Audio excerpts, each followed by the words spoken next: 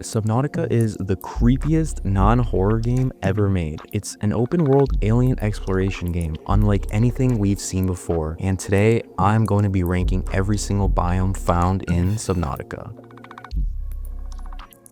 If you guys enjoy these ranking videos, please be sure to leave a like and subscribe. It massively helps out. Also, join the Discord, link in the bio. And without further ado, let's get into last place. Coming in last place, it's the Crater Edge. Look, I know some people are gonna be mad that I'm putting the Crater Edge in last place because of just how iconic it is, but like, come on, it's quite literally devoid of any content, apart from random schools of fish and obviously pitch blackness, and the leviathans waiting to eat you if you go a little bit further out than you should. It is an extremely creepy place. My toes were definitely gripping the floor while I was recording this, and I was in free cam, so I couldn't even have died. I will say the dead zone is a novelty in Subnautica, and of course, it is an extremely mysterious area. And there's been lots of videos about how deep can you go and what's really out there, and that is intriguing. But apart from that, there really just isn't anything to do in the dead zone apart from be scared. Coming in 20th place, it's the Crag Field. Similarly to the last location, the Crag Field is devoid of much of anything. The Crag Field is a deep but barren biome featuring large rock spikes and stone hills.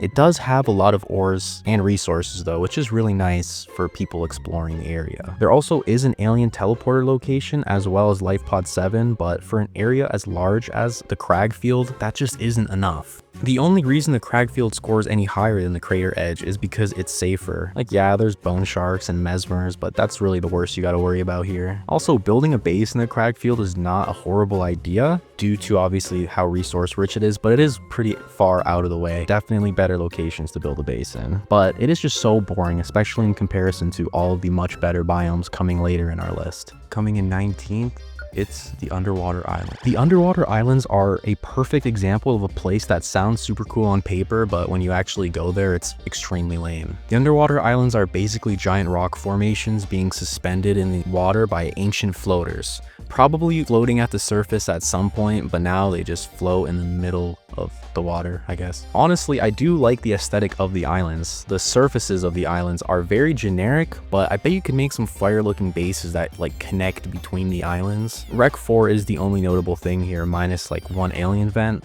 but I will give it credit since Rec 4 is very big and has a lot of loot, so it does make sense to visit the underwater islands for that reason alone. With all that being said though, I really just do think it's a pretty underwhelming area, and that's why it comes in pretty low. Coming in 18th, it's the Crash Zone. Okay, now if I was rating all these locations strictly based on how I personally feel about them, Crash Zone would easily be in last place. I hate this place. It literally gives me submechanophobia, which is the fear of large man-made objects sunken under the water. The loud creaking of the ship, the giant rocket boosters in the back, the brown murky water, not to mention the 57 Reapers that hang out here, man. It's too much. It is the most terrifyingly eerie place in the game in my opinion, and it kind of sucks that it's so integral to the story. But of course, that being said, it is one of, if not the most important location in the game, has so much vital loot and information that's necessary to beat the game. For that reason, that's why it can't be any lower. But strictly talking about the biome itself, there is literally nothing in the entire area apart from 9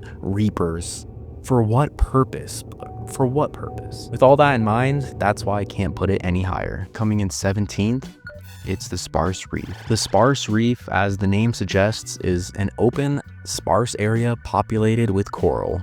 Very cool. At its surface, nothing too interesting appears to be here, but it is home to Life Pod 17, Rec 20, an alien tunnel, and an alien sanctuary cache, on top of some important data boxes. The deeper you get into the Sparse Reef, you enter the Sparse Reef Caves, filled with bioluminescence and interesting fauna. It is a very cool place to explore, and they definitely look very nice aesthetically. However, a few cool caves isn't going to make up for the whole biome with sparse in the name. The coral does create some cool rock formations, and it definitely has some potential to have some pretty cool bases, but those are not enough to carry it any higher on our list. Coming in 16th, it's mushroom forests. The mushroom forests are a good example of a spot that does everything pretty well, but doesn't excel in any area, meaning that the area as a whole is kind of not that good. I do like how the mushroom forests look. The mushroom tree things look very cool, both from above and below, and they make things really interesting swimming in between all the shrooms. Even though the big mushroom tree is kind of cool, it's also pretty underwhelming, and there isn't really anything unique about it apart from the caves inside. It does feature a healthy amount of moon pool and cyclops fragments throughout, as well as 2 life pods being 13 and 4 and Rec 9, meaning the area is pretty abundantly supplied with loot. When you take all these things into account, it really does come together as a decent little biome, but that's also the problem.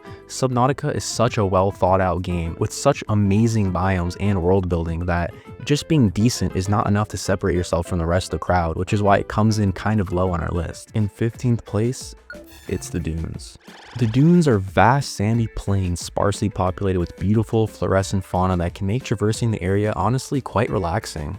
That is, until 38 reapers start chasing you. I swear this must be the reaper breeding grounds. It honestly does kind of make sense when you consider how much loot there is in the dunes, because there's Rex 1 and 2 as well as Rex 6 and an alien sanctuary cache. For how barren the actual biome is though, there is surprisingly a lot of diversity among the fauna inside of the dunes. I also think that it would be a pretty great spot to build a base here, considering it is genuinely beautiful, if you don't mind reapers of course. But all of this just isn't enough to justify putting it any higher on our list. In 14th, we have the mountains. The mountains consist of huge, rocky, and vast mountain ranges that cover the northeast of the map. And they're very barren and honestly a little bit bland, but it definitely makes up for it in other ways. It's an extremely large but resource-dense area which rewards players for exploring and looting, containing Rex 5 and 19. It isn't all just rainbows and sunshine though, as the mountains are home to many reapers waiting for you to show a little bit too much of yourself or make a tad bit too much noise. It also features a large and abundant cave system filled with ores waiting to be mined. Also, I'm not going to be including the alien quarantine enforcement zone as a part of the mountains, but the mountain alien arc is counting. The mountains are a very dangerous area, yet also very abundant in key resources, rewarding those players who are willing to be able to take advantage of that,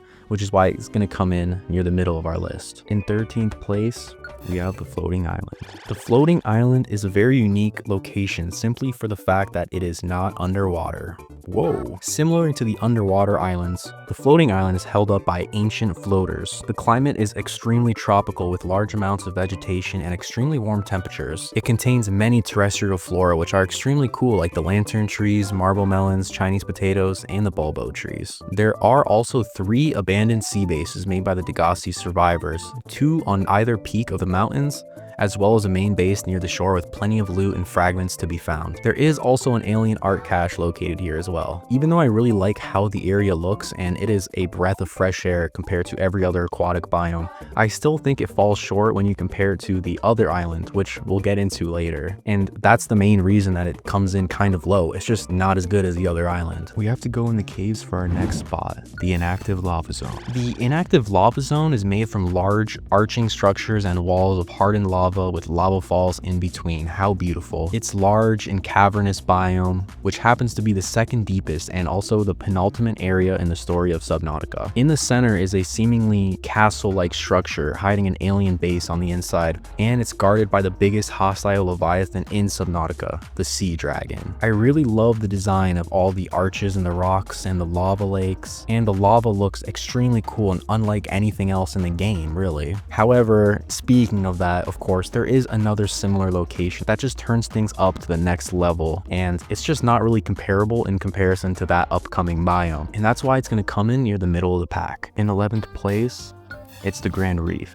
The Grand Reef is an extremely large and deep biome located in the southeast part of the map. The Grand Reef is fairly abundant in terms of resources, including lots of rubies and gels, and also other loot and data boxes found at Rex 10 and 11. I'm a really big fan of the aesthetics of the Grand Reef. It fixes all of the problems that I had with the sparse reef, filling it with interesting plants like the anchor pods and the membrane trees. It does also include a lot of interesting creatures like the crab squids and the jelly rays, as well as some ghost leviathans guarding the area. And who can forget the sea treaders? You can find a couple pods of them walking around, but we'll get more on that later. The Grand Reef is also technically split into 2 biomes, the second one being the Deep Grand Reef, a large system of caverns which contains basically the same fauna, however in a much cooler package inside of these caves. And that's truly the best part about the Grand Reef. Overall though, the Grand Reef does everything very well, and although it might not succeed at any specific thing, the rest is strong enough in each aspect to warrant being this high in our rankings. Breaking into our top 10, it's the Bulb Zone. The Bulb Zone is an extremely deep and dark biome covered with sand and dunes. It gets its name from the various sized bulb bushes, an extremely unique and aesthetically pleasing flora which can only be found in the Bulb Zone. They radiate a deep blue hue and it spreads to the rest of the biome. It just looks so mesmerizing. Even though the Bulb Zone looks absolutely incredible, it is also extremely dangerous, filled with amp eels, which are basically aggressive carnivores with electricity coursing throughout their bodies. They use it to damage their prey. It also contains 1 Reaper spawn and 2 more on the border, so basically 3 overall. The area does also contain a good amount of loot for its size, including Rec 3, Rec 24, Life Pod 12, and the Bulb Zone Alien Art. Even though it's still a pretty dangerous area, the surface of the Bulb Zone will always be one of the greatest locations to build a base in, and that's why it's going to come in so high. In 9th place, we have the Safe Shallows. The Safe Shallows are the first biome that you encounter since that's where the Life Pod 5 crashes. It's peppered with coral reefs, small cave systems, as well as a large variety of fauna. The water is bright blue and tropical, and it just has a really welcoming vibe. It's the starting point of the game, so it serves as a basic introduction to gameplay features like collecting resources and food, as well as looting some wrecks, specifically Rec 15 and 16. The Safe Shallows are, as you guess, pretty much completely safe from predators. That is, until you enter one of the caves and get jumped by a crash fish. The area also features a lot of gasopods, which are extremely unique and interesting. I just love them, the gentle little giants. The area is extremely relaxing. It's a nice area to just chill, especially if you're too scared of every other biome in the game, like me. But at the same time, due to it being a sort of introductory biome for the game, there's nothing to do here once you progress past the intro, which happens extremely quickly. It is also, however, a decent location to build a base since it's quite central to the map, but obviously still not one of the better locations. All that being said, I do really like the Safe Shallows still. It's a little bit boring, let's be for real. In 8th place, it's Mountain Island. The Mountain Island is deceivingly shrouded by fog, and it isn't until you come near it where you get to see where it got the name from. 2 giant rocky mountains protruding hundreds of meters in the air. The island itself does seem tropical, however, it's nowhere near as fauna-filled or aesthetically pleasing as the floating island. But it more than makes up for it in other ways, like what's on the other side of these 2 giant mountains. They conveniently block a giant alien base, which is most players' first time ever seeing anything of the sort in Subnautica. Everyone remembers the first time they came across Mountain Island and seen the base. It's an experience that'll make the hair stand up on the back of your neck, especially if you went into Subnautica not knowing anything about it. The 2 mountains are also filled with a bunch of caves which lead to another alien arc. These caves are also filled with shale outcrops and lithium, which are pretty rare. It's definitely a good easy spot to get them. That is, of course, if you aren't freaked out by the cave crawlers, which are weird crab spider thingies, but they're not too dangerous. I've seen a lot of extremely cool bases built on Mountain Island as well. The geology of the island lends itself really nice to building some cool bases on the mountains. And for all those reasons, that's why it comes in so high. In 7th place, the kelp forest. The kelp forests are populated densely with creep vines, which give it the name. The kelp forests are actually the most dynamic ecosystem in the entirety of the game, being home to the most amount of unique creatures. The only real danger to worry about in the kelp forests are stalkers, which pick up scrap and throw it around for some reason. The only other slight danger is the drooping stingers found in the cave, so threat level is pretty low. They are also filled with metal salvage scraps due to stalkers, as I said, as well as being home to Rec 18 and 17 and Life Pod 3 on top of many fragments. I am personally someone who absolutely hates seaweed in real life. However, in Subnautica, the seaweed makes kelp forests very cozy and comforting, and the seed clusters found on them illuminate really beautifully in the green waters of the kelp forest. And the creep vines also supply in making lubricant and silicone rubber, meaning they're probably the most practical plant in the entire game. I personally love building bases in the kelp forest. They usually turn out super cool looking. And also, it really reminds me of the kelp shakes from SpongeBob, so I can't lie, I love this area. In 6th place, the blood kelp forest. Speaking of kelp, The blood kelp zone is a deep and dark biome with an abundance of blood vines, blood roots, blood oil, just lots of blood in general. The blood kelp zone is an extremely eerie area due to its obsession with blood, as well as many creepy crawlers like crab squids, ghost leviathans, amp eels, and warpers. At the northern blood kelp zone, you can find Life Pod 2 as well as a northern blood kelp zone alien sanctuary. That's a mouthful. At the blood kelp trench, on the other hand, you can find Rec 8. Outside of this though, the blood kelp zone is honestly not the most resource abundant biome. That is outside of blood oil, of course.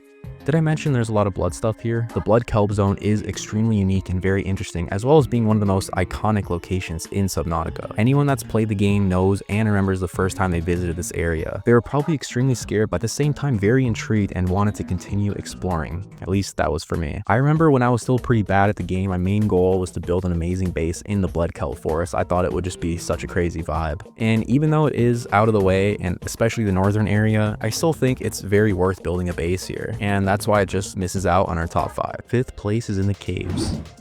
It's the lava lakes. The lava lakes are found in a massive cavern 1300 meters below the surface, meaning it is the deepest biome in the game. Most of the floor of the cavern is covered in lava, as well as 5 alien structures called sonic deterrents. Here you can also find many rare ores and minerals, as well as the primary containment facility, which is where the finale of the game takes place in. The area is so hostile that you can only visit with a prawn suit or cyclops protecting you from the heat. But even with that, you're still not safe, as a sea dragon protects the area. I know I said I wasn't rating the biomes based off their alien containments, and I still stand true by that. However, I can't fully separate the lava lakes from the primary containment center, as it was literally created to be like the creepy final area before you beat the game. I don't care how scared I am of this place and the sea dragon. The fact that it's an underwater lava falls and caverns and stuff is just way too cool to put any lower on our list. Back to the caves we go, this time Jelly Shroom Cave. The Jelly Shroom Cave is a cave system filled with, well, jelly shrooms. These jelly shrooms are giant luminescent flora only found here. They glow a beautiful purple color and give the whole cave a sort of pinkish glow. However, jelly shrooms are also home to crab snakes, giant snake-like creatures that hide in the trunks of jelly shrooms, waiting to ambush any creatures that come too close, adding a real sense of danger to the area. It also does feature oculus, which are purpley version of the peepers and can only be found here. Kinda cool. You can also find the Jelly Shroom Cave Degassi Sea Base, as well as many sea logs. The Jelly Shroom Cave might not be the most abundant resource-wise, and it may not have the most wrecks to explore either, but it's absolutely stunning, and that alone is reason enough to put it this high. Building a base in the Jelly Shroom Cave is honestly the biggest aura game that you can have in a game like Subnautica.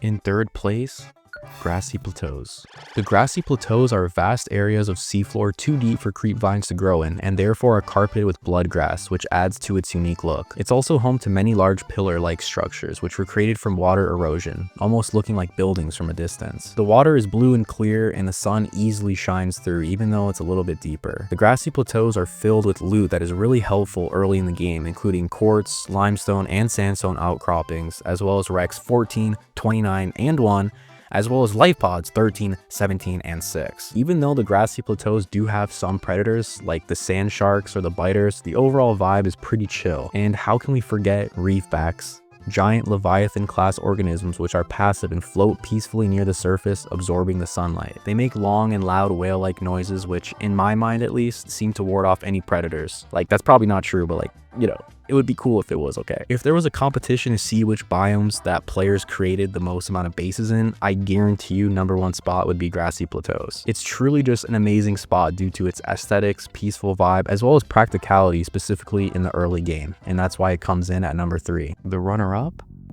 Sea Treader's Path. The Sea Treader's Path is mainly made up of a massive hill with a tunnel running through it. The top of that hill is considerably sandy and sparse in life, though it does have quite a bit of coral and Rec 7, where you can get some extremely important data boxes for the Cyclops. The main area of the Sea Treader's Path is of course the tunnel where the Sea Treaders migrate through. Technically, you can find the Sea Treaders in other biomes such as the dunes and the Grand Reef. However, this seems to be the central point where they reside. I personally love Sea Treaders. They look very cool, and of course they're passive, so they're fun to hang around with and just follow them on their journey. They're also a great way to get shale outcroppings, and farm diamonds, gold, and lithium, meaning the area has lots of reasons to come back to, especially for more hardcore players. The actual tunnel itself is filled with interesting fauna, many of which are bioluminescent and glow, even though you can encounter a few warpers here and there, and it is surrounded by a bunch of other extremely dangerous biomes. Sea Cheddar's path seems to be a safe haven amongst all the chaos, and if you couple up all those reasons together, you have a biome that's well worth the number 2 spot. And finally, in first place, it's the Lost River. I don't care if you've played Subnautica for 500 minutes or 500 hours, everyone should be able to agree upon the fact that the Lost River is the best biome in the game. So many people know about the Lost River that haven't even played Subnautica. That's how massive its reach is. In my opinion, it is the best looking biome in the entire game. Even though it is a little bit creepy, it is absolutely stunning, and I can probably go as far as saying it's possibly the most aesthetically pleasing location in all of gaming. Not only does it look extremely good, it's also crucial for the game story, and is filled with minerals and ores as well as 3 different important alien structures. It features massive skeletons of creatures far bigger than anything alive now, making the leviathans we fear look like ants in comparison. And with such beauty and mystique comes danger. Ghost leviathans are known to protect the Lost River, as well as many crab squids. God, I just hate those guys. In all my other rankings, I would not get annoyed or really care if anyone was trying to be like, oh, the number 1 spot is wrong. But if someone genuinely tries to tell me that the Lost River is not easily the number 1 spot on the list of Subnautica biomes, genuinely I'd be at a loss for words. And that's why it's going to come in at the top of our list. What did you guys think of my list? Let me know your guys' favorite biomes and your list down in the comments below. If you guys enjoyed the video, please be sure to leave a like and subscribe if you're new here. Bye!